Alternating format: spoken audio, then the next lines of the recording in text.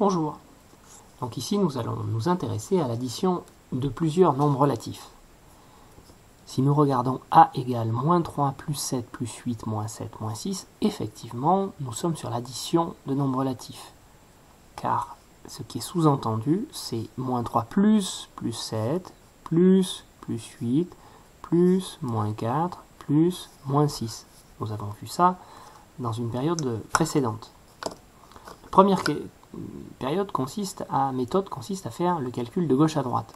C'est-à-dire que je prends le nombre le plus à gauche et j'effectue son addition avec le suivant. Donc ici, si je m'intéresse à ça, j'ai moins 3 plus 7 à faire. Donc cette fois, je vais faire avec les flèches. Moins 3, je vais donc vers le bas et je remonte de 7. Donc j'obtiens plus 4. Je pourrais m'abstenir de mettre le plus. Plus 8. Moins 4, moins 6. Maintenant, ce que je vais donc faire, c'est plus 4 plus 8.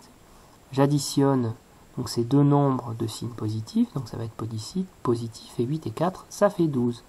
12, moins 4, moins 6. Et je continue toujours en allant du plus à gauche au plus à droite.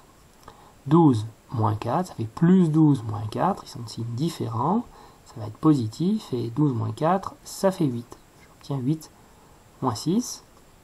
Maintenant, si j'utilise perdu-gagné, je perds 8, donc je gagne 8 et je perds 6, donc je gagne au final, et je gagne de combien?